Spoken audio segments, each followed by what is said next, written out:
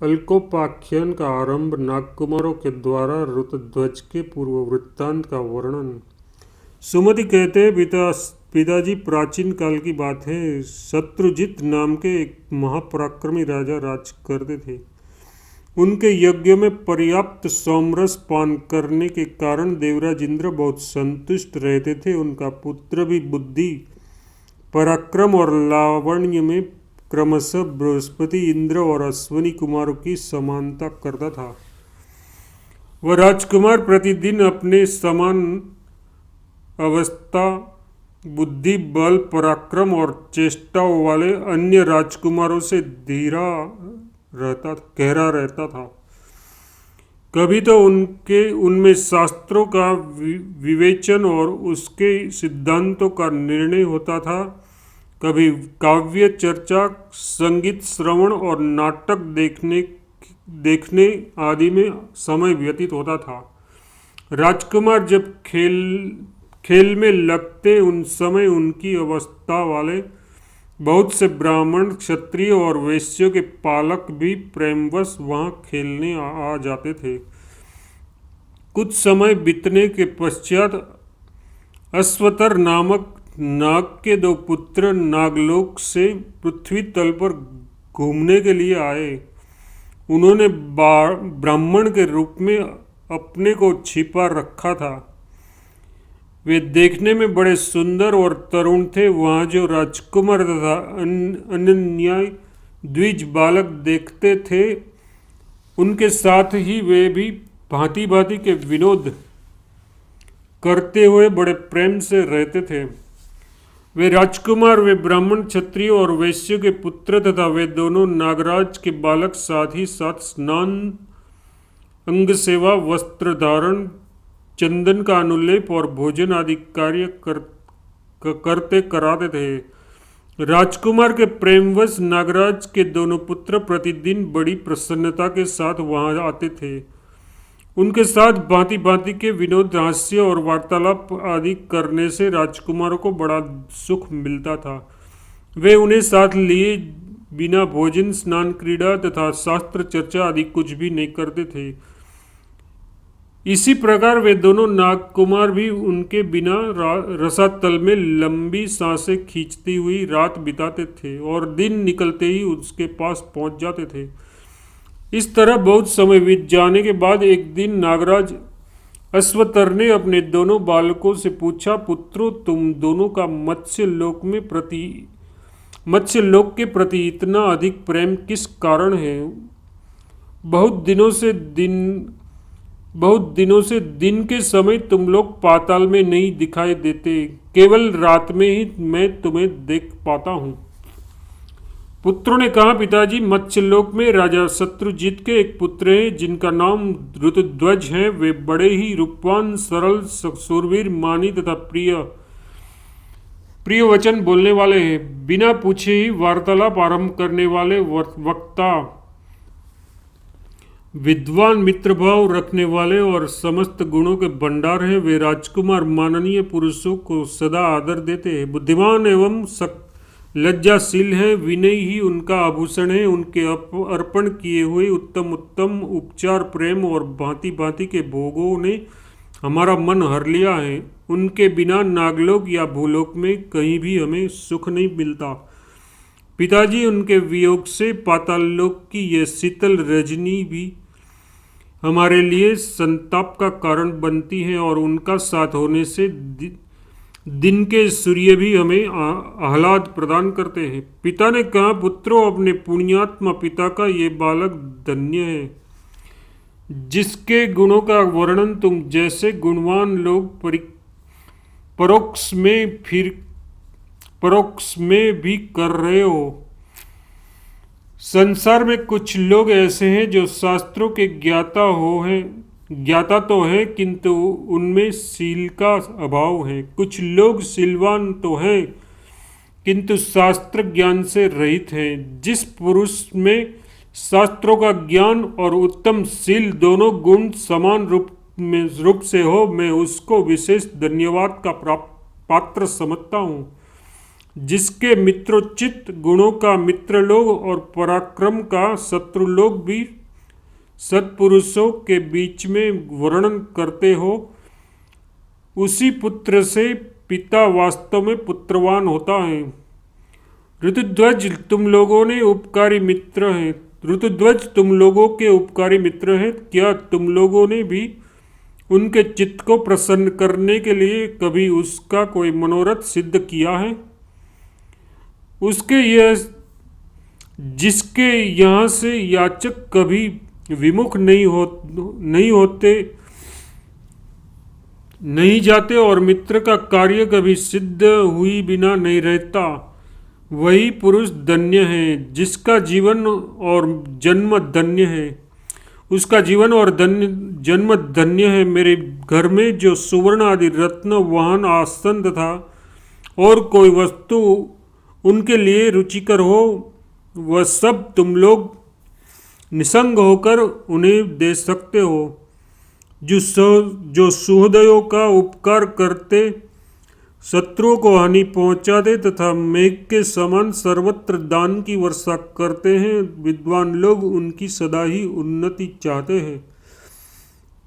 पुत्र बोले, पिताजी वे तो कृतकृत्य हैं, उनका कोई क्या उपकार कर सकता है।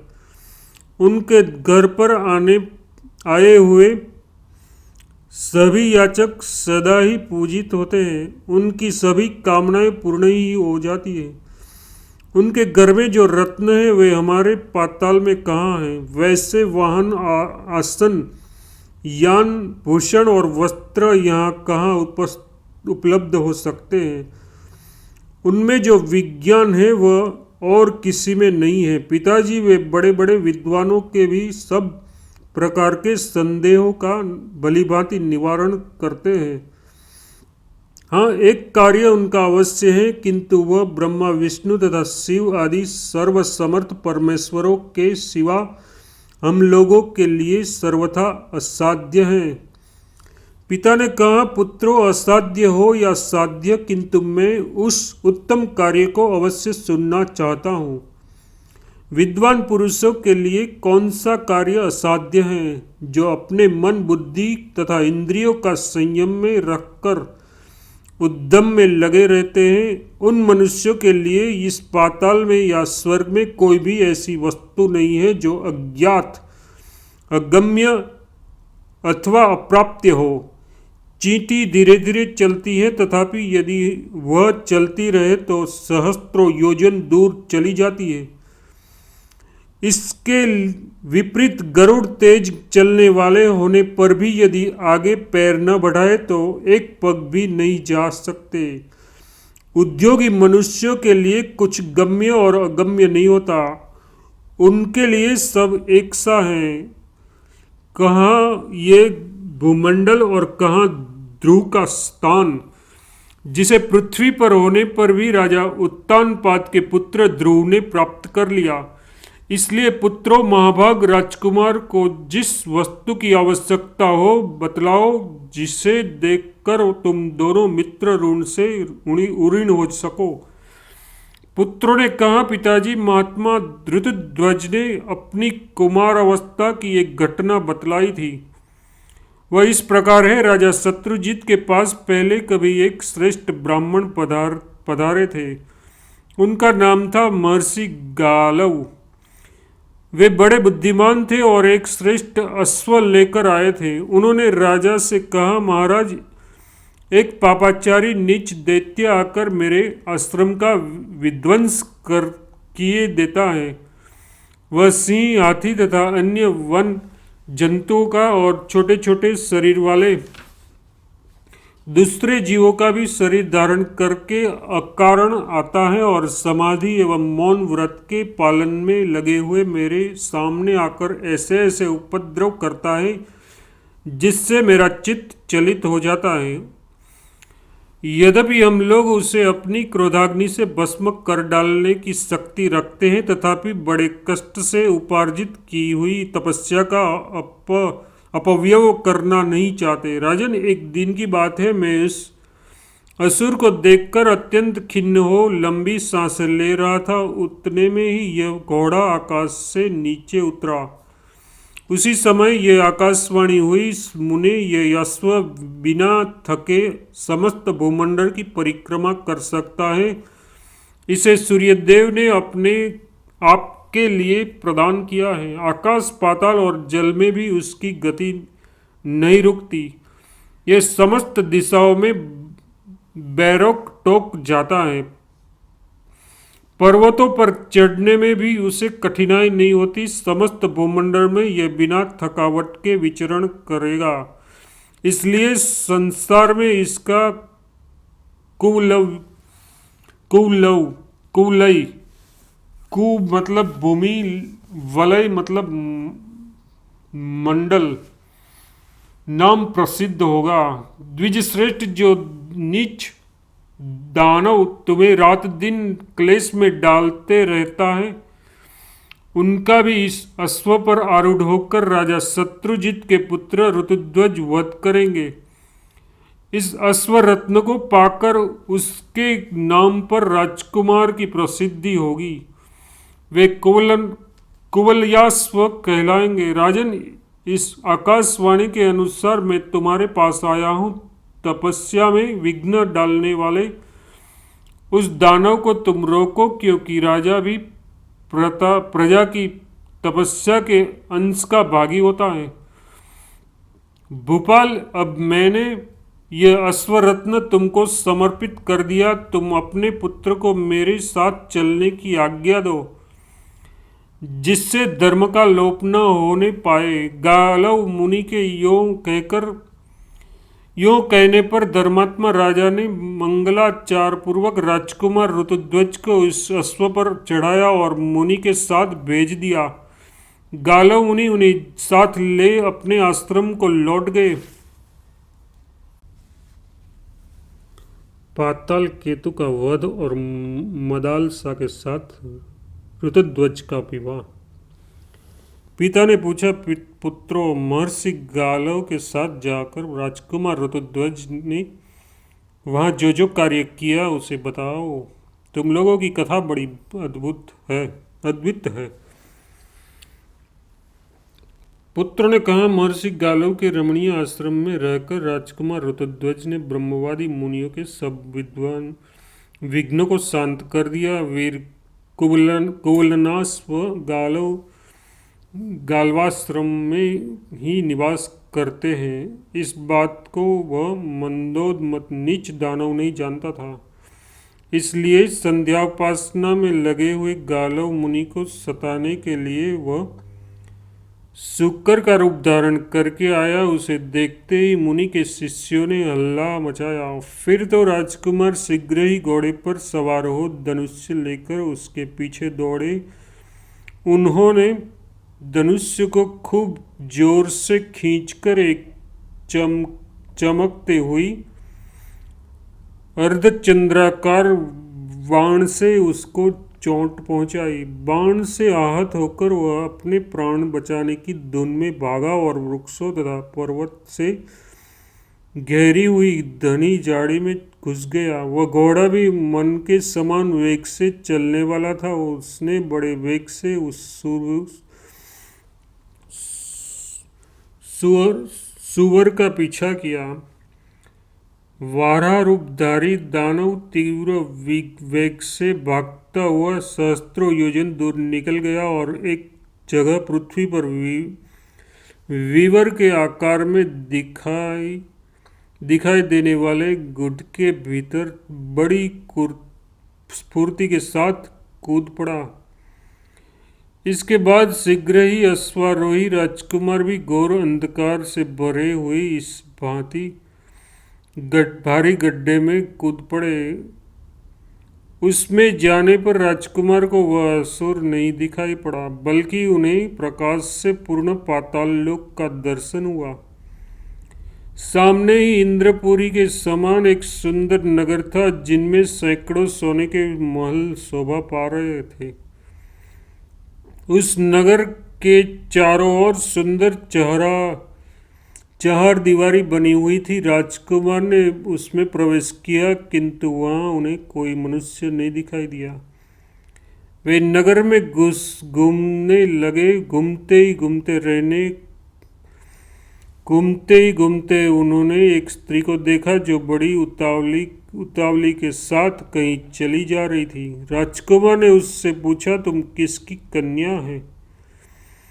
किस काम से यह जा रही है? इस सुंदरी ने कुछ उत्तर नहीं दिया। वह चुपचाप एक महल की सीढ़ियों पर चढ़ गई। ऋतुध्वज ने भी घोड़े को उस जगह बांध दिया और उसी स्त्री के पीछे पीछे महल में प्रवेश किया। उस समय उसके नेत्र आश्चर्य से चकित हो रहे थे। उनके मन में किसी प्रकार की शंका नहीं थी। महल में पहुंचने पर उन्होंने देखा एक विशाल पलंग बिछा हुआ है जो उसके नीचे तक सोने का बना है। उस पर वह सुंदरी कन्या बैठी थी जो कामना युक्त रति सी जान पड़ती थी। चंद्रमा के समान मुख, सुंदर मोहे कुंदरू के समान लाल ओठ, छरहरा शरीर और नील कमल के समान उसके नेत्र थे। अनंग लता की भांति उस सर्वांग सुंदरी रमणियों को देखकर राजकुमार ने समझा यह कोई रसातल की देवी है। उस सुंदरी बाला ने भी मस्तक पर डाले घुंघराले बालों से सुशोभित उभरी हुई छाती, स्थूल कंधों और विशाल भुजाओं वाले राजकुमार को देखकर साक्षात कामदेवी समझा। उसके आते ही वह सहसा उठकर खड़ी हो गई, किंतु उसका मन अपने वश में न रहा। वह तुरंत ही लज्जा, आश्चर्य और दीनता के वशीभूत हो गई। सोचने लगी, ये कौन है? देवता, यक्ष, गंधर्व, नाग अथवा विद्याधर तो नहीं आ गए, या ये कोई पुण्यात्मा मनुष्य है? यह विचार कर उसने लंबी सांस ली और पृथ्वी पर बैठकर सहसा मूर्छित हो गई। राजकुमार को भी कामदेव के बाण का आघात सा लगा। फिर भी धैर्य धारण करके उन्होंने इस तरुणी को आश्वासन दिया और कहा, डरने की आवश्यकता नहीं। वह स्त्री जिसे उन्होंने पहले महल में आती हुई देखा था, तांडव का पंखा लेकर व्यग्रतापूर्वक हवा करने लगी। राजकुमार ने आश्वासन देकर जब उससे मूर्छा का कारण पूछा, तब वह बाला कुछ लज्जित हो गई।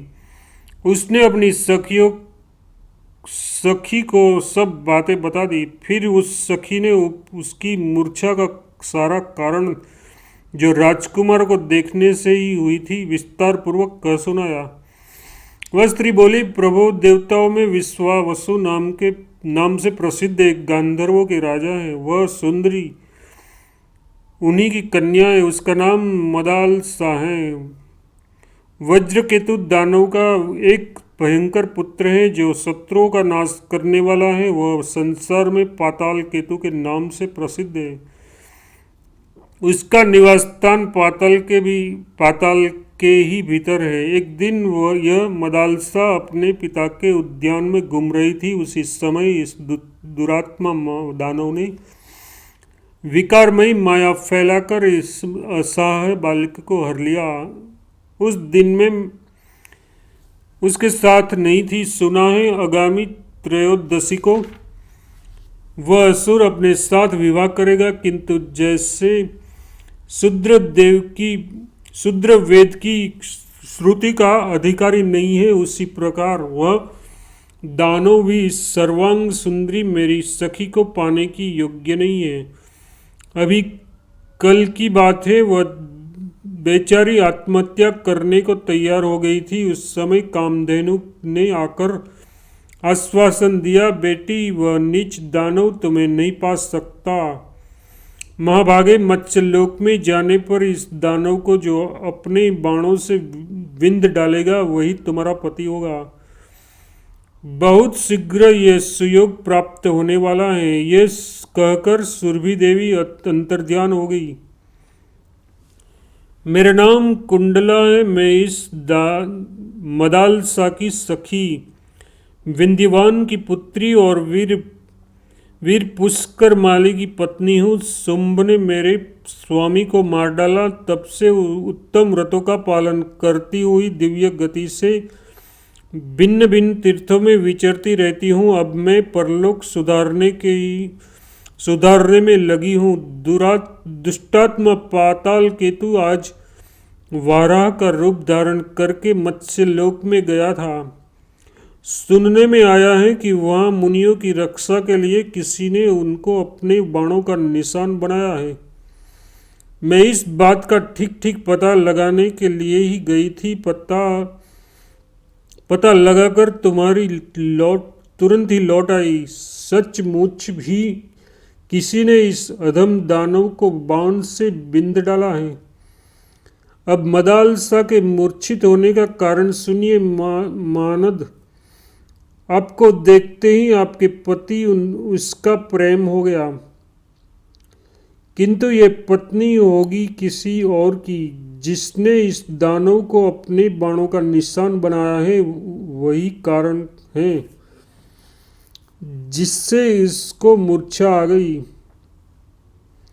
अब तो जीवन भर उसे दुख ही भोगना है, क्योंकि इसके हृदय का प्रेम तो आप में है और पति कोई और ही होने वाला है। सुरभि का वचन कभी अन्यथा नहीं हो सकता। मैं तो इसके प्रेम से दुखी होकर यहाँ चली आई, क्योंकि मेरे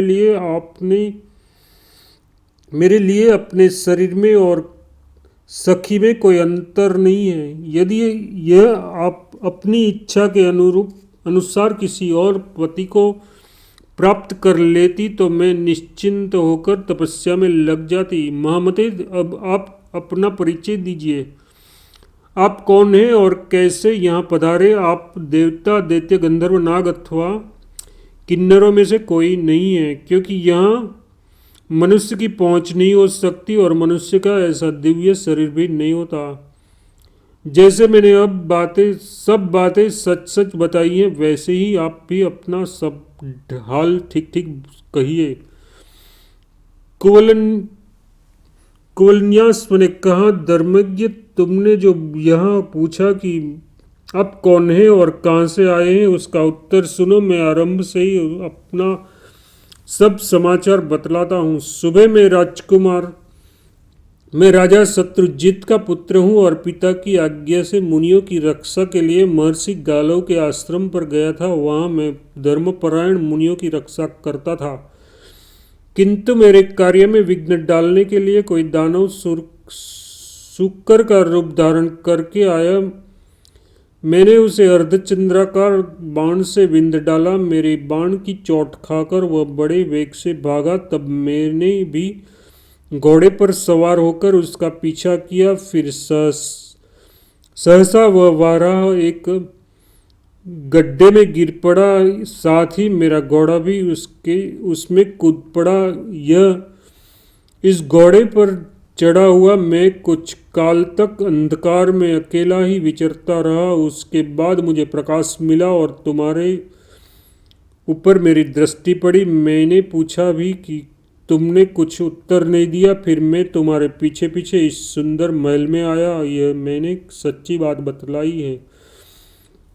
मैं देवता, दानव, नाग, गंधर्व अथवा किन्नर नहीं हूँ। देवता आदि तो मेरे पूजनीय हैं। कुंडले मैं मनुष्य ही हूँ। तुम्हें इस विषय में कभी कोई संदेह नहीं करना चाहिए। यह सुनकर मदालसा को बड़ी प्रसन्नता हुई। उसने लज्जित होकर अपनी सखी के सुंदर मुख की ओर देखा, किंतु कुछ बोल न सकी। उसकी सखी ने फिर प्रसन्न होकर कहा, वीर, अपनी बात सत्य है, इसमें संदेह के लिए कोई स्थान नहीं है। मेरी सखी का हृदय और किसी को देखकर आसक्त नहीं हो सकता। अधिक कमनीय कांति चंद्रमा को ही प्राप्त होती है। प्रचंड प्रभा सूर्य में ही मिलती है। देवी विभूति धन्य पुरुषों को ही प्राप्त होती है। द्रुति धीर को और क्षमा उत्तम पुरुषों को ही मिलती है। इसमें संदेह नहीं है कि आपने ही इस नीच दानव का वध किया है। भला गोमाता सुरभि मिथ्या कैसे होगी? मेरी यह सखी बड़ी भाग्यशालिनी है। संबंध पाकर ये धन्य हो गई। वीर, जिस कार्य को विधाता ने ही रच रखा है उसे अब तुम भी पूर्ण करो।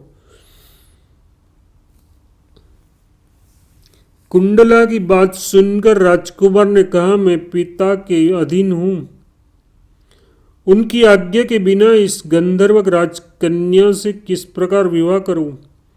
कुंडला बोली, नहीं नहीं, ऐसा नहीं न कहिए, ये एक देव कन्या है। आपके पिताजी ये विवाह से प्रसन्न होंगे, अतः इसके साथ अवश्य विवाह कीजिए। राजकुमार ने तथास्तु कहकर उसकी बात मान ली। तब कुंडला ने विवाह की सामग्री एकत्र करके अपने गुरुवर तुम्बरु का स्मरण किया। वे समिधा और कुशल लिए तत्काल वहां आ पहुंचे। मदालसा के प्रेम से और कुंडला का गौरव रखने के लिए उन्होंने आने में विलंब नहीं किया। वे मंत्र के ज्ञाता हैं, अतः अग्नि प्रज्वलित करके उन्होंने हवन किया और मंगलाचरण के अंतर्गत कन्यादान करके वैवाहिक विधि संपन्न की। फिर वे तपस्या के लिए अपने आश्रम पर चले गए। तदनंतर कुंडला ने अपने सखी से कहा, सुमुखी, तुम जैसी सुंदरी को राजकुमार ऋतुध्वज के साथ विवाहित देखकर मेरा मनोरथ पूर्ण हो गया। अब मैं निश्चिंत होकर तपस्या करूंगी और तीर्थों के जल से अपने पापों को धो डालूंगी, जिससे फिर मेरी ऐसी दशा न हो। इसके बाद जाने के लिए उत्सुक हो कुंडला ने बड़ी विनय के साथ राजकुमार से भी वार्तालाप किया। इस समय अपनी सखी के प्रति स्नेह की अधिकता से उसकी वाणी गदगद हो रही थी। कुंडला बोली, प्रभु, आपकी बुद्धि बहुत बड़ी है, आप जैसे लोगों को कोई पुरुष भी उपदेश नहीं दे सकता, फिर मुझ जैसी स्त्री हो तो दे ही कैसे सकती। किंतु इस मदालसा के स्नेह से मेरा चित्त आकृष्ट हो गया तथा अपने प्रति मेरे हृदय में एक विश्वास उत्पन्न कर लिया है। इसलिए मैं आपको कर्तव्य का स्मरण मात्र करा रही हूँ। पति को चाहिए कि सदा अपनी पत्नी का भरण पोषण करे। जब पति पत्नी प्रेमवश एक दूसरे के वशीभूत होते हैं तब उन्हें धर्म अर्थ काम तीनों की प्राप्ति होती है, क्योंकि त्रिवर्ग की प्राप्ति पति पत्नी दोनों के सहयोग पर ही निर्भर है। राजकुमार स्त्री की सहायता लिए बिना पुरुष किसी देवता, पितर, भृत्य और अतिथियों का पूजन नहीं कर सकता। मनुष्य जब पतिव्रता पत्नी की रक्षा करता है तब वह पुत्रोत्पादन के द्वारा पितरों को अन्न आदि के द्वारा, अतिथियों को और पूजा अर्चना के द्वारा देवताओं को प्रसन्न करता है। स्त्री भी पति के बिना धर्म अर्थ काम एवं संतान नहीं पा सकती। इसलिए पति पत्नी दोनों के सहयोग पर ही त्रिवर्ग का सुख निर्भर करता है। अब दोनों नवदंपति के लिए ये बातें मैंने निवेदन की है। अब मैं अपनी इच्छा के अनुसार जा रही हूँ। यो कहकर कुंडला ने अपनी सखी को गले से लगाया और राजकुमार को नमस्कार करके वह दिव्य गति से अपने अभिष्ट स्थान को चली गई। ऋतुध्वज ने भी मदालसा को अपने घोड़े पर बिठाया और पाताल लोक से निकल जाने की तैयारी की। ये बात दानों को मालूम हो गई। उन्होंने सहसा कोलाहल मचाना आरंभ किया। पाताल केतु जब कन्या रत्न को स्वर्ग से हर लाया था, उसे यह राजकुमार चुराए जाता है। ये समाचार पाते ही परिघ, खड़ग, गदा, शूल, बाण और धनुष्य आदि आयुधों से सजी हुई दानवों की विशाल सेना पाताल केतु के साथ वहां आ पहुंची। उस समय खड़ा रह कहते हुई बड़े बड़े दानवों ने राजकुमार ऋतुध्वज पर बाणों और शूलों की वृष्टि आरंभ कर दी। राजकुमार भी बड़े पराक्रमी थे। उन्होंने हंसते हंसते बाणों का जाल सा फैला दिया और खेल खेल में ही दानवों के सब अस्त्र शस्त्र काट गिराए। क्षण भर में ही पाताल लोक की भूमि ऋतुध्वज के बाणों से छिन्न भिन्न हुई। खड़ग शक्ति रुष्टि और सहायकों से आच्छादित हो गई। तदनंतर राजकुमार ने त्वष्टा नामक अस्त्र का संधान किया और उसे दानवों पर छोड़ दिया। उसकी प्रचंड ज्वालाओं से पाताल केतु सहित समस्त दानव दग्ध हो गए। उनकी हड्डियां चटक कर राख हो गई, जैसे कपिल मुनि की क्रोधाग्नि में सगरपुत्र भस्म हो गए थे। उसी प्रकार ऋतुध्वज की सराग्नि में संपूर्ण दानव जल मरे। इस प्रकार बड़े बड़े दानवों का वध करके राजकुमार फिर अपने अश्व पर सवार हुए और उस स्त्री रत्न के साथ अपने पिता के नगर में आए। पिता के चरणों में प्रणाम करके उन्होंने पाताल में जाने, कुंडला के दर्शन होने, मदालसा को पाने और दानवों से युद्ध करने आदि का सब समाचार सुना दिया। ये सब सुनकर पिताजी को बड़ी प्रसन्नता हुई। उन्होंने पुत्र को छाती से लगाकर कहा, बेटा तुम सुपात्र और महात्मा हो। तुमने मुझे तार दिया क्योंकि तुम्हारे द्वारा उत्तम धर्म का पालन करने वाले मुनियों की भय से रक्षा हुई है। मेरे पूर्वजों ने अपने कुल को यश से विख्यात किया था। मैंने उस यश को फैलाया था और तुमने अनुपम पराक्रम करके उसे और भी बढ़ा दिया। पिता ने जो यश, धन अथवा पराक्रम प्राप्त किया हो, उसे जो कम नहीं करता, वह पुत्र मध्यम श्रेणी का माना गया है। जो अपनी शक्ति से पिता की अपेक्षा भी अधिक पराक्रम दिखाए, उसे विद्वान पुरुष श्रेष्ठ कहते हैं। किंतु जो पिता द्वारा उपार्जित धन, वीर्य तथा यश को अपने समय में घटा देता है, वह बुद्धिमान पुरुषों द्वारा अधम बताया गया है। मैंने जिस प्रकार ब्राह्मणों की रक्षा की थी, उसी प्रकार तुमने भी की है, परंतु पाताल लोक की यात्रा और वहां असुरों का विनाश, ये सब कार्य तुमने अधिक किए हैं। अतः तुम्हारी गणना उत्तम पुरुषों में है। बेटा तुम धन्य हो। तुम्हारे जैसे अधिक गुणवान पुत्र को पाकर मैं पुण्यवानों के लिए भी स्मरणीय हो रहा हूं। जिसका पुत्र बुद्धि, दान और पराक्रम में उससे बढ़ नहीं जाता, वह मनुष्य मेरे मत में पुत्र जनित आनंद को नहीं प्राप्त करता। उस पुरुष को धिक्कार है जो इस लोक में पिता के नाम पर ख्याति लाभ करता है। जो पिता अपने पुत्र के कार्य से विख्यात होता है, उसी का जन्म सफल है। जो अपने नाम से प्रसिद्ध होता है, वह सबसे उत्तम है।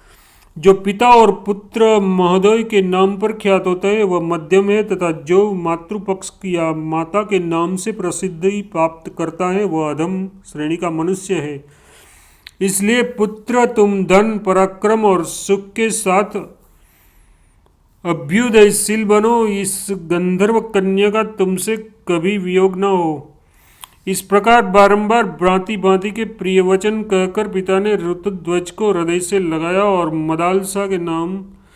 मदालसा के साथ उन्हें राजमहल में भेज दिया। राजकुमार ऋतुध्वज अपनी पत्नी के साथ पिता के नगर में तथा उद्यान, वन एवं पर्वत शिखरों पर आनंदपूर्वक विहार करते रहे। कल्याणी मदालसा प्रतिदिन प्रातःकाल उठकर सास ससुर के चरणों में प्रणाम करती और अपने पति के साथ रहकर आनंद भोगती थी। ताल केतु के कपट से मरी हुई मदालसा की नागराज के फण से उत्पत्ति और ऋतुध्वज का पाताल लोक में गमन।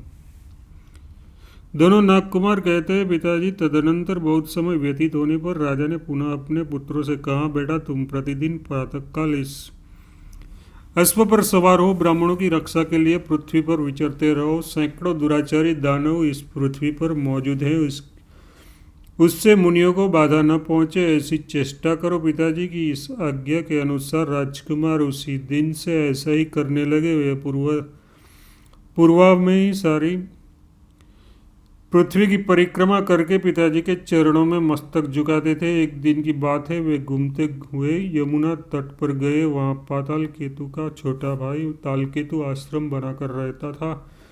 राजकुमार ने उसे देखा। वह मायावी दानव मुनि का रूप धारण किए हुए था। उसने पहले के वैर का स्मरण करते उसने कहा, राजकुमार, मैं तुमसे एक बात कहता हूँ, यदि तुम्हारी इच्छा हो तो उसे करो। तुम सत्य प्रतिज्ञ हो, अतः तुम्हें मेरी प्रार्थना भंग नहीं करनी चाहिए। मैं धर्म के लिए यज्ञ करूँगा और उसमें अनेक इष्टियाँ करनी होगी। इन सब के लिए इष्ट का च्यवन करना भी आवश्यक है, किंतु मेरे पास दक्षिणा नहीं है। अतः वीर, तुम सुवर्ण के लिए मुझे अपने गले का ये आभूषण दे दो और मेरे इस आश्रम की रक्षा करो। तब तक मैं जल के भीतर प्रवेश करके प्रजा की पुष्टि के लिए वरुण देवता संबंधी वैदिक मंत्रों से वरुण देवता जी की स्तुति करता हूँ। स्तुति के पश्चात जल्दी ही लौटूंगा। उसके यों कहकर राजकुमार ने उसे प्रणाम किया और उसके अपने कंठ का आभूषण उतार के दे दिया।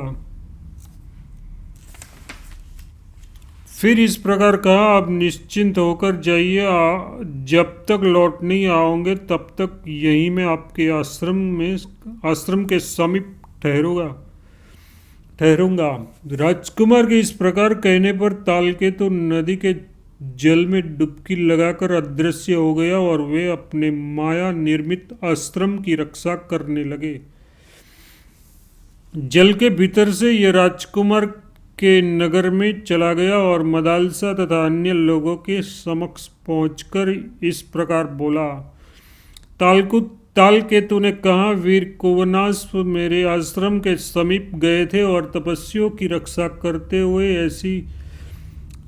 तपस्या करते हुए किसी दुष्ट दैत्य से युद्ध कर रहे थे। उन्होंने अपनी शक्तिवर युद्ध किया और बहुत से ब्राह्मण द्वेषी दैत्य को मौत के घाट उतारा। फिर उस पापी दैत्य ने माया का सहारा लेकर शूल से उनकी छाती छेद डाली। मरते समय उन्होंने अपने गले का यह आभूषण मुझे दिया। फिर तपस्वियों ने मिलकर उसका अग्नि संस्कार कर दिया। उनका अश्व भयभीत हो नेत्रों से आंसू बहता हुआ हिनहिनता रहा। उन्हीं अवस्था में वह दुरात्मा दानव उसे अपने साथ पकड़ ले गया। मुझ पापाचारी निष्ठुर ने यह सब कुछ अपनी आंखों देखा है। उसके बाद जो कुछ कर्तव्य हो यह आप लोग करें। अपने हृदय को आश्वासन देने के लिए ये गले का हार ग्रहण कीजिए। यो कहकर तालकेतु ने यह हार पृथ्वी पर छोड़ दिया और जैसे आया था वैसे ही चला गया। ये दुखपूर्ण समाचार सुनकर वहां के लोग शोक से व्याकुल हो मूर्छित हो गए। फिर थोड़ी देर में होश में आने पर रनिवास की सभी स्त्रियां, राजा तथा महारानी भी अत्यंत दुखी होकर विलाप करने लगी। मदालसा ने उसे गले के आभूषणों को देखा और पति को मरा गया सुनकर तुरंत ही अपने प्यारे प्राणों को त्याग दिया। तदनंतर पूर्ववासियों तथा महाराज के महल में भी बड़े और से करुण क्रंदन होने लगा। राजा शत्रुजीत ने जब मदालसा को पति के बिना मृत्यु को प्राप्त हुई देखा तब कुछ विचार करके मन को स्थिर किया और वहां शोक करती हुई सब लोगों से कहा, प्रजाजनों और देवियों, मैं तुम्हारे और अपने लिए रोने का कोई कारण नहीं देखता। सभी प्रकार के संबंध अनित्य होते हैं। इस बात का भलीभांति विचार करने पर क्या पुत्र के लिए शोक करूं और क्या पुत्र वधू के लिए? सोचने से ऐसा जान पड़ता है वे दोनों कृतकृत्य होने के कारण शोक के योग्य नहीं है। जो सदा मेरी सेवा में लगा रहता था और मेरे ही कहने से ब्राह्मणों की रक्षा में तत्पर हो मृत्यु को प्राप्त हुआ, वह मेरा पुत्र बुद्धिमान पुरुषों के लिए शोक का विषय कैसे हो सकता है?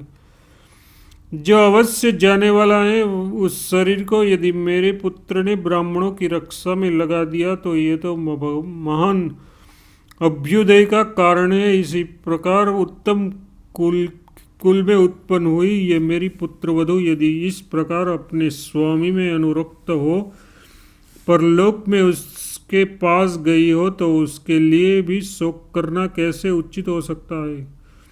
क्योंकि स्त्रियों के लिए पति के अतिरिक्त दूसरा कोई देवता नहीं है। यदि ये पति के न रहने पर भी जीवित रहती तो हमारे लिए बंधु बांधवों के लिए तथा अन्य दयालु पुरुषों के लिए शोक के योग्य हो सकती थी। यह तो अपने स्वामी के वध का समाचार सुनकर तुरंत ही उनके पीछे चली गई। अतः विद्वान पुरुष के लिए शोक के योग्य नहीं है। शोक तो उन स्त्रियों के लिए करना चाहिए जो पति वियोगिनी होकर भी जीवित हो। जो पति के साथ ही प्राण त्याग देती है वे कदापि शोक के योग्य नहीं है। मदालसा बड़ी कृतज्ञ थी, इसलिए उसने पति वियोग का दुख नहीं भोगा, जो यह लोक तथा परलोक में सब प्रकार के सौख्य प्रदान करने वाला है। उस पति को कौन स्त्री मनुष्य समझेगी? अतः मेरा यह पुत्र ऋतध्वज, यह पुत्र वधु मैं तथा ऋतध्वज की माता, इनमें से कोई भी शोक के योग्य नहीं है। मेरे पुत्र ने ब्राह्मणों की रक्षा के लिए अपने प्राण त्याग कर हम सबका उद्धार कर दिया। संग्राम में ब्राह्मणों की रक्षा के लिए प्राण त्याग करके मेरे पुत्र ने अपनी माता के सतीत्व, वंश की निर्मलता तथा अपने पराक्रम का त्याग नहीं किया है। तदनंतर कोवलास की माता ने अपने पति की ओर देखकर कहा, राजन, मेरी माता और बहनों की भी ऐसी प्रसन्नता नहीं प्राप्त हुई जैसी कि मुनियों की रक्षा के लिए पुत्र का वध सुनकर मुझे हुई है। जो शोक में पड़े हुए बंधु बांधव के सामने रोग से क्लेश उठाते और अत्यंत दुखी होकर लंबी सांसें खींचते हुए प्राण त्याग करते हैं, उनकी माता का संतान उत्पन्न करना व्यर्थ है। जो गौ और ब्राह्मणों की रक्षा में तत्पर हो, रणभूमि में निर्भयता पूर्वक युद्ध करते हुए शस्त्रों से आहत होकर मृत्यु को प्राप्त होते हैं, वे ही इस पृथ्वी पर धन्य मनुष्य हैं। जो याचकों, मित्रों तथा शत्रुओं से कभी विमुख नहीं होता, उससे पिता वस्तुतः पुत्रवान होता है और माता उसके कारण वीर पुत्र की जननी मानी जाती है। पुत्र के जन्म काल में माता को जो कष्ट उठाना पड़ता है वह तभी सफल होता है जब पुत्र शत्रुओं पर विजय प्राप्त करे अथवा युद्ध में लड़ता हुआ मारा जाए। तदनंतर राजा शत्रुजित ने अपनी पुत्रवधू मदालसा का दाह संस्कार किया और नगर से बाहर निकलकर पुत्रों को जलांजलि दी। तालकेतु फिर यमुना जल से निकलकर राजकुमार के पास गया और प्रेमपूर्वक मीठी वाणी में बोला, राजकुमार, अब तुम जाओ। तुमने मुझे कृतार्थ कर दिया। तुम तो यहाँ अविचल भाव से खड़े रहे। इसमें मैंने बहुत दिनों की अपनी अभिलाषा पूरी कर ली। मुझे महात्मा वरुण की प्रसन्नता के लिए वारुण यज्ञ का अनुष्ठान करने की बहुत दिनों से अभिलाषा थी। वह सब कार्य अब मैंने पूरा कर लिया। उसके यूँ कहकर राजकुमार उसको प्रणाम करके गरुड़ तथा वायु के समान वेग वाले उसी अश्व पर आरूढ़ हुए और अपने पिता की नगर की ओर चल दिए। राजकुमार ऋतध्वज बड़े वेग से अपने नगर में आए। उस समय उनके मन में माता पिता के चरणों की वंदना करने तथा मदालसा को देखने की प्रबल इच्छा थी। वहां पहुंचकर उन्होंने देखा, सामने आने वाले सभी लोग उद्विग्न हैं। किसी के मुख पर प्रसन्नता का चिन्ह नहीं है, किंतु साथ ही सबकी आकृति से आश्चर्य टपक रहा है और मुख पर अत्यंत हर्ष छा रहा है। माता पिता तथा अन्य बंधु बांधवों ने उन्हें छाती से लगाया और चिरंजीवी रहो वत्स यह कहकर कल्याणमय आशीर्वाद दिया। राजकुमार भी सबको प्रणाम करते आश्चर्यमग्न हो पूछने लगे, क्या बात है? पिता ने पूछने पर उन्होंने बीती हुई सब बातें कही सुनाई। अपनी मनोरमा भार्या मदालसा की मृत्यु का समाचार सुनकर तथा माता पिता को सामने खड़ा देखकर वे लज्जा और शोक के समुद्र में डूब गए और मन ही मन सोचने लगे, हाय, उस साध्वी बाला ने मेरी मृत्यु की बात सुनकर प्राण त्याग दिए, फिर भी मैं जीवित हूँ। मुझ निष्ठुर को धिक्कार है। कहो मैं क्रूर हूँ, अनार्य हूँ, अनार्य हूँ जो मेरे ही लिए मृत्यु को प्राप्त हुई इस मृगनयनी पत्नी के लिए भी मृगनयनी पत्नी के बिना भी अत्यंत निर्दयी होकर जी रहा हूँ। उसके बाद उन्होंने अपने मन के वेगों को रोका और मोह छोड़कर विचारना आरंभ किया। वह मर गई, इसलिए यदि मैं भी अपने निमित्त अपने प्राण त्याग दूं तो उससे इसलिए यदि मैं भी उसके निमित्त अपने प्राण त्याग दूं तो उससे उस बेचारी का क्या उपकार होगा। ये कार्य तो स्त्रियों के लिए ही प्रशंसनीय है। यदि बारंबार अप्रिय अप्रिय कहकर दिन भाव से रोता हूँ तो यह भी मेरे लिए प्रशंसा के योग्य बात नहीं है। मेरा कर्तव्य तो है पिताजी की सेवा करना, यह जीवन उन्हीं के अधीन है, अतः मैं कैसे उसका त्याग कर सकता हूँ। किंतु आज से स्त्री संबंधी भोग का परित्याग कर देना मैं अपने लिए उचित समझता हूँ। यद्यपि उससे भी उस तंगी का कोई उपकार नहीं होगा,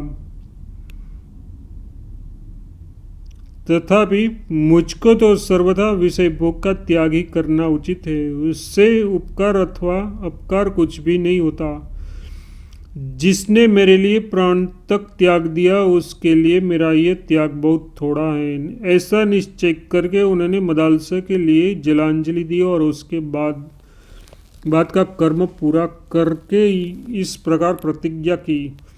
ऋतुध्वज बोले, यदि इस जन्म में मेरी सुंदरी पत्नी मदालसा मुझे फिर न मिल सकी तो दूसरी कोई स्त्री मेरी जीवन संगिनी नहीं बन सकती।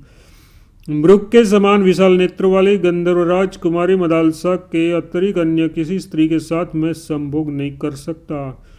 यह मैंने सर्वथा सत्य कहा है। दोनों नागकुमार कहते हैं, पिताश्री, इस प्रकार मदालसा के बिना ये स्त्री संबंधी समस्त भोगों का परित्याग करके अब अपने समवयस्क मित्रों के साथ मन बहलाते हैं।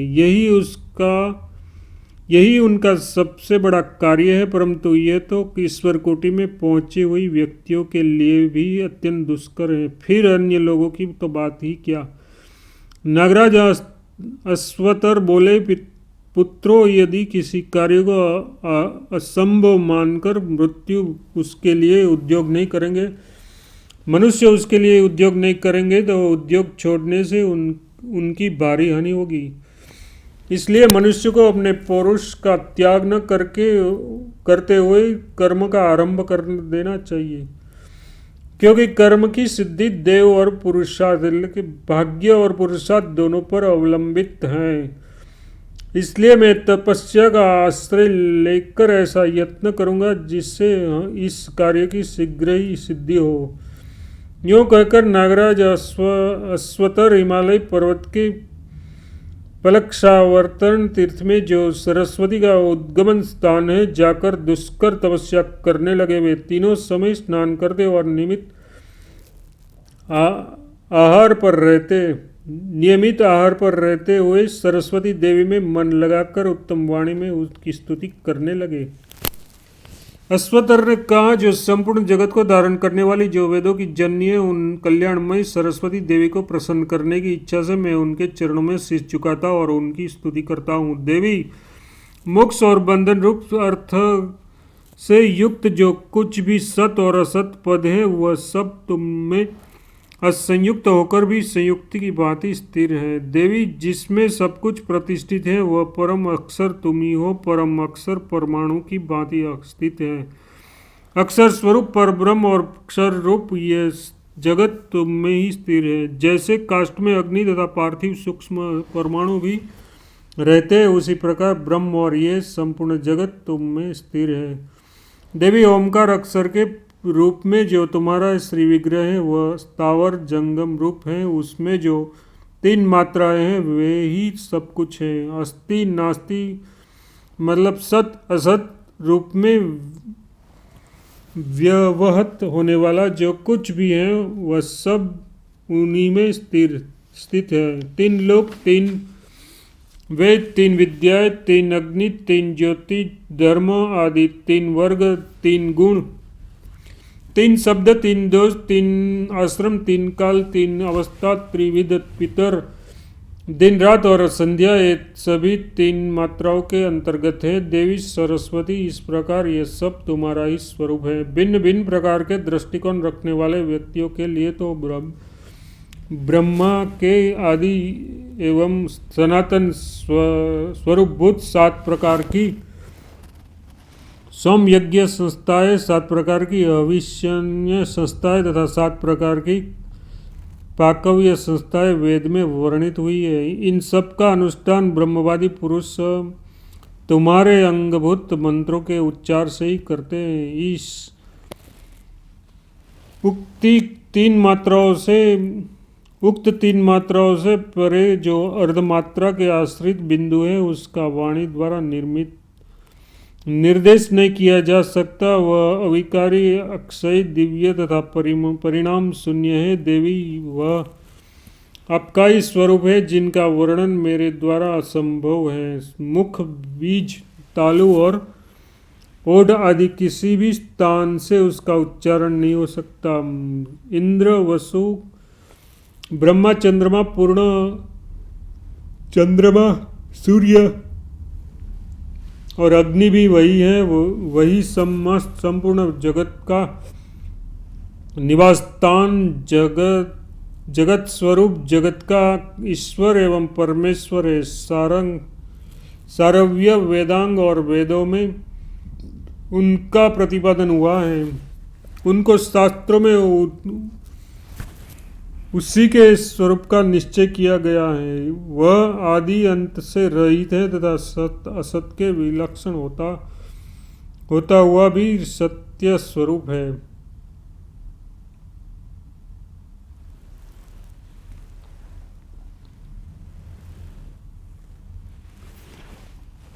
अनेक रूपों में प्रतीत होता हुआ भी एक है और एक होकर भी जगत में भेदों का आश्रय लेकर अनेक है। वह नाम रूप से रहित है। 6 गुण, 6 वर्ग तथा 3 गुण भी उसके अतिरिक्त है। वह एक ही परम शक्तिमान तत्व है जो नाना प्रकार की शक्ति रखने वाले जीव में शक्ति का संचार करता रहता है। सुख दुख तथा महासौम्य सब उसी अर्धमात्रा रूप तूर्य पद के स्वरूप है। इस प्रकार तीनों मात्राओं से अतीत जो तूर्य धाम रूप बना है, वह तुम ही में अभिव्यक्त होता है। देवी, इस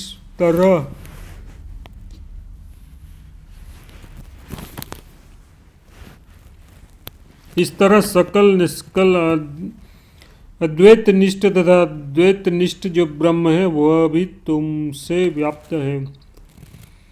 जो पदार्थ नित्य है, जो विनाशशील है, जो स्थूल है तथा जो सूक्ष्म से भी अत्यंत सूक्ष्म है,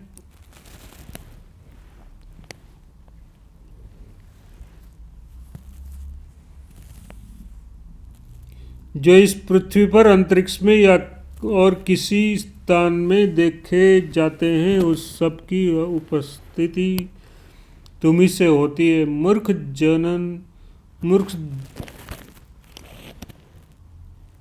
मूर्त अमृत समस्त भूत अथवा एक एक भूत को कुछ भी भूलोक, पृथ्वी, आकाश तथा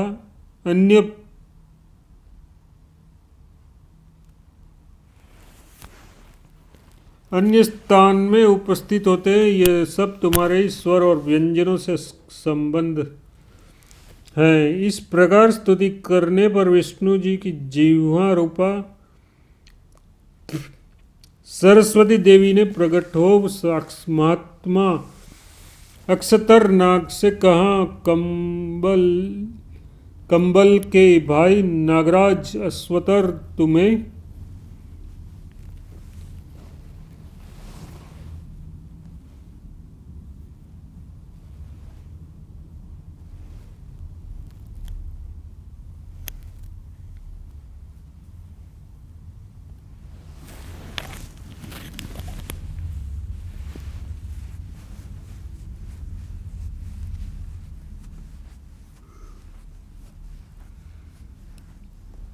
इस प्रकार करके श्री विष्णु जी जिह्वा रूपा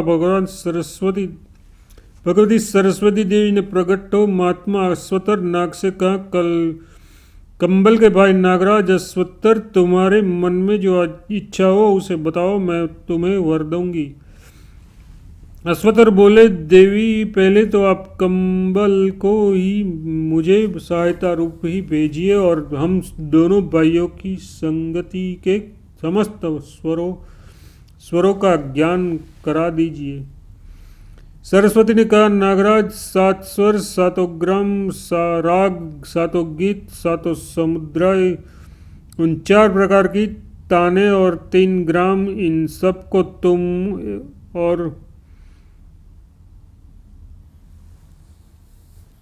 तुम और कंबल भी गा सकते हो। इसके सिवा मेरी कृपा से तुम्हें 4 प्रकार के पद, तिल, ताल और 3 लयों का भी ज्ञान हो सकता है। मैंने ये तीनों यति और 4 प्रकार की बाजों का ज्ञान भी तुम्हें दे दिया। अब यह सब तो मेरे प्रसाद से तुम्हें मिलता ही है, और भी इसके अंतर्गत जो स्वर व्यंजन संबंधी विज्ञान है वह सब भी तुमको कंबल को मैंने प्रदान किया। तुम दोनों भाई संगीत की संपूर्ण कला में कुशल होंगे। वैसा भूलोक, देवलोक और पातालोक में भी दूसरा कोई नहीं है। सबकी जिह्वा रूपा सरस्वती देवी यों कहकर तत्काल अंतर्ध्यान हो गई। उन सबको भाइयों को सरस्वती के कथनानुसार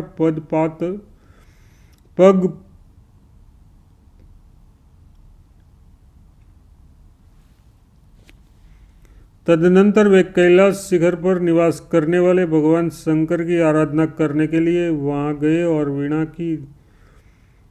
वीणा की लय के साथ 7 प्रकार के सुरों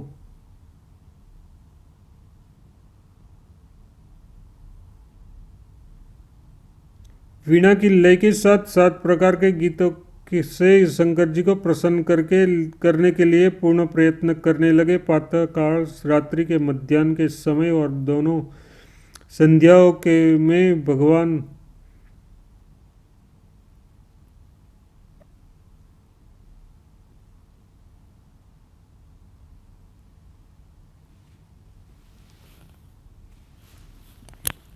शंकर की स्तुति करने लगे। बहुत समय तक स्तुति करने के बाद उनके गीत से भगवान शंकर प्रसन्न हुए और बोले, वर मांगो तुम। तब कंबल सहित अश्वत्थर ने महादेव जी को प्रणाम करते कहा, भगवान, यदि आप हम दोनों पर प्रसन्न है तो हमें मनोवांछित वर दे। कोलन्यास की पत्नी मदालसा, जो अब मर चुकी है, पहले की ही अवस्था में मेरी कन्या ने रूप में प्रकट हो, उसे पूर्व जन्म की बातों का स्मरण न हो। उसे पूर्व जन्म की बातों का स्मरण हो, पहले ही जैसी उसकी क्रांति हो, तथा वह योगिनी एवं योग विद्या की जननी होकर मेरे घर में उत्पन्न हो। महादेव जी ने कहा, नागराज, तुमने जो कुछ कहा है वह सब मेरे प्रसाद से निश्चय ही पूर्ण होगा। श्रद्धा का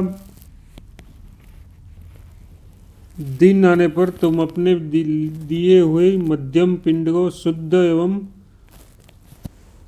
पवित्र चित्त होकर खा लेना। उसके खा लेने पर तुम्हारे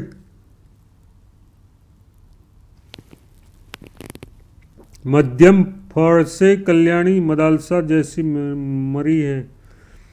मरी है उस प्रकार के उत्पन्न होगी। तुम इसी कामना को मन में लेकर उस दिन पितरों का तर्पण करना, जिससे वह तत्काल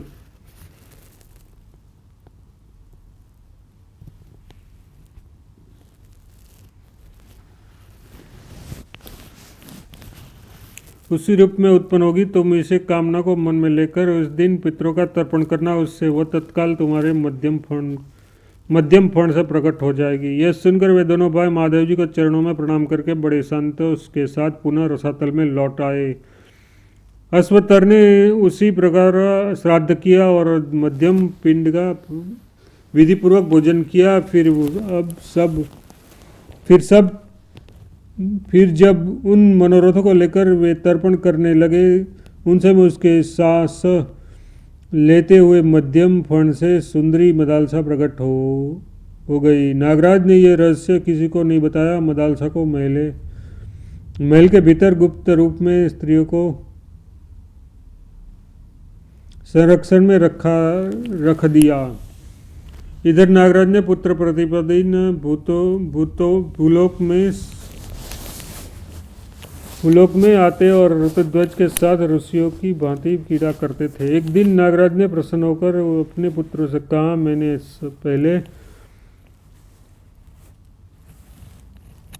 पहले तुम लोगों को जो कार्य बताया था उसे तुम क्यों नहीं कर सकते।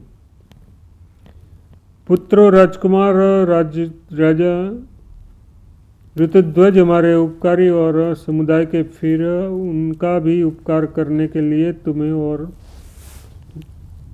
तुम लोगों को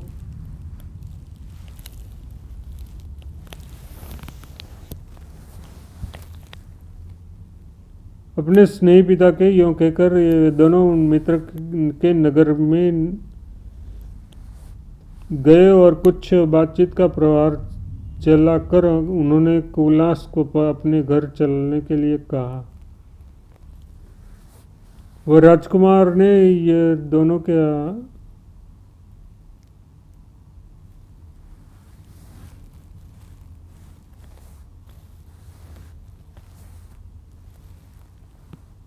एक दिन नागराज ने प्रसन्न होकर अपने पुत्रों से कहा, मैंने तुम लोगों को जो कार्य बताया था उसे तुम क्यों नहीं करते। पुत्रों, राजकुमार ऋतुध्वज हमारे उपकारी और सम्मानदाता हैं, फिर उनका भी उपकार करने के लिए तुम लोग उन्हें मेरे पास क्यों नहीं आते। अपने स्नेही पिता के यों कहकर वे दोनों मित्र के नगर में गए और कुछ बातचीत का प्रसंग चलाकर उन्होंने कुलनाश को अपने घर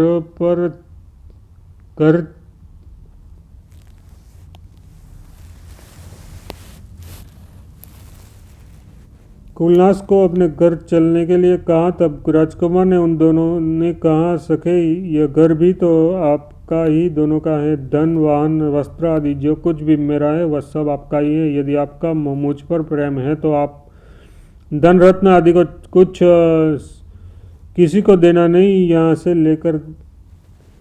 से लेकर दे। दुर्देव ने मुझे अपने स्नेह से इतना वर्जित कर दिया है कि आप मेरे घर को अपना ही समझिए। यदि आप मेरा प्रिय करना चाहते हो अथवा यदि आपका मुझे पर अनुग्रह हो तो मेरे धन और गृह को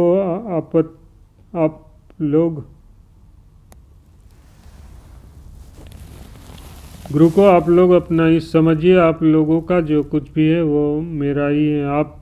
मेरा आप लोगों का ये आप लोगों से मेरी बाहरी प्राण है। इस बातों को सत्य माने। मैं अपने हृदय की शपथ लिखा कर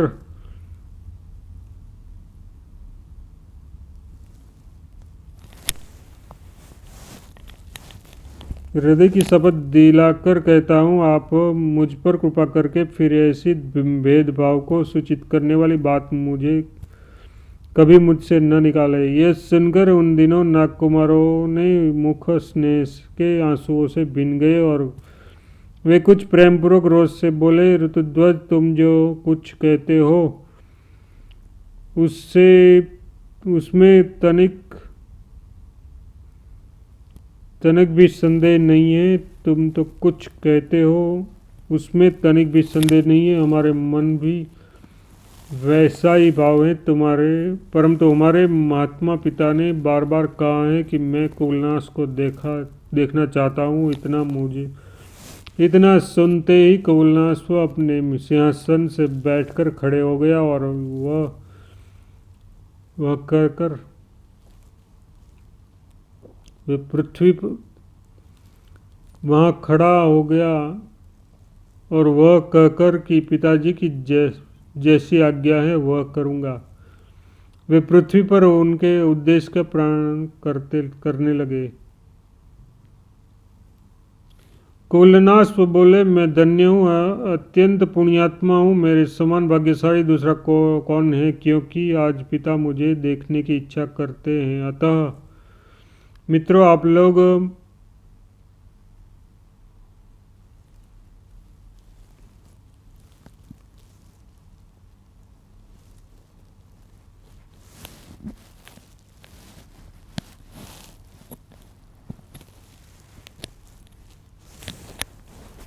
यूँ कहकर राजकुमार रतध्वज उन दोनों नागकुमारों के साथ नगर के बाहर चल दिए और पुल या शिलाला गंगा के गोमती के तट पर गए। फिर वे सब लोग गोमती की बीच धारा में उतरकर चलने लगे। राजकुमार ने सोचा, नदी के उस पार उन दोनों का घर होगा। इतने में ही उन नागकुमारों ने उन्हें चीख कर पाताल पहुंचा दिया। वहां आने पर उन्होंने अपने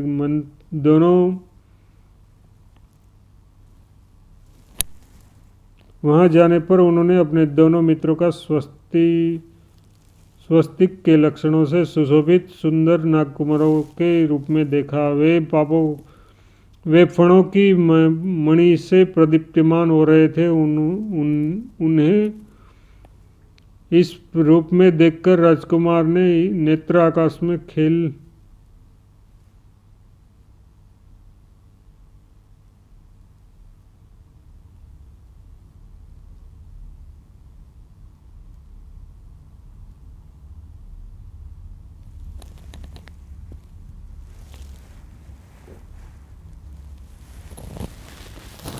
उन्हें इस रूप में देखकर राजकुमार ने नेत्र आश्चर्य से खिल उठे। उन्होंने मुस्कुराते हुए प्रेमपूर्वक कहा, वाह वाह वाह, ये तो अच्छा रहा। पाताल में कहीं तो वीणा और वेणु की मधुर ध्वनि के साथ संग तक के शब्द सुनाई देते हैं, वही कहीं मृदंग और डोल बाजे आदि बज रहे हैं। सैकड़ों मनोहर भवन चारों ओर दृष्टिगोचर होते हैं। इस प्रकार अपने प्रिय नागकुमारों के साथ पाताल की शोभा निहारते हुए राजकुमार ऋतुध्वज आगे बढ़ने लगे।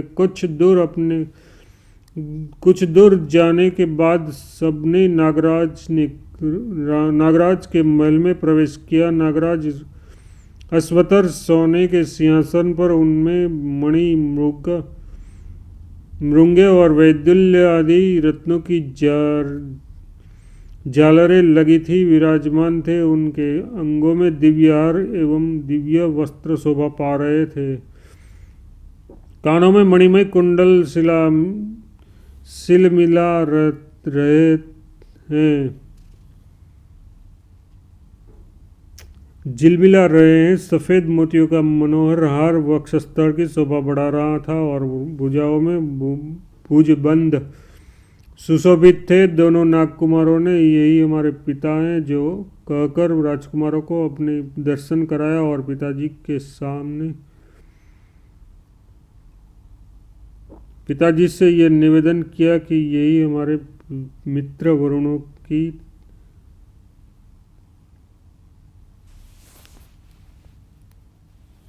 यही हमारे पिता हैं। यूँ कहकर राजकुमार को उनका दर्शन करवाया और पिताजी के यह निवेदन किया कि ये हमारे मित्र वीर कौलनाश्व हैं। ऋतुध्वज ने नागराज के चरणों में नमस्तक झुकाकर प्रणाम किया। नागराज ने उन्हें बलपूर्वक उठाया और खूब कसकर छाती से लगा दिया। फिर उसका मस्तक सूंघकर कहा, बेटा चिरंजीवी रहो, शत्रुओं का नाश करके पिता माता की सेवा करो। वत्स तुझ धन्य हो, क्योंकि मेरे पुत्रों ने परीक्षा में भी मुझसे तुम्हारे असाधारण गुणों की प्रशंसा की है। परोक्ष में भी मुझसे तुम्हारे असाधारण गुणों की प्रशंसा की है। तुम मन, वाणी और शरीर की चेष्टा के साथ अपने गुण गौरव सहित सदा बढ़ते रहो। गुणवान का ही जीवन प्रसन्ननीय है। गुणहीन मनुष्य तो जीते जी मर के समान है। मरे के समान है। गुणवान पुत्र पिता माता को शांति एवं संतोष प्रदान करता है। देवता, पितर, ब्राह्मण, मित्र, याचक, दुखी तथा बंधु बांधव भी गुणवान पुरुष के चिरंजीवी होने की अभिलाषा करते हैं। उनकी कभी निंदा नहीं हुई। जो दीन दुखियों पर दया करते तथा आपत्तिग्रस्त मनुष्य उनकी शरण लेते हैं, ऐसे गुणवान पुरुषों का ही जन्म सफल है। वीर कुबलनाश ने योग कहकर उसका स्वागत सत्कार करने के लिए नागराज अपने पुत्रों से बोले, बेटा क्रमशः स्नान आदि सब कार्य पूरा करके इन्हें इच्छा अनुसार भोजन कराओ। उसके बाद हम लोग उनके मन को प्रसन्न करने वाली बातें करते हुए कुछ काल तक एक साथ बैठेंगे। राजा शत्रुजित के पुत्र ने चुपचाप उनकी आज्ञा स्वीकार की। तत्पश्चात सत्यवादी नागराज ने अपने पुत्रों तथा राजकुमार के साथ प्रसन्नता पूर्वक भोजन किया।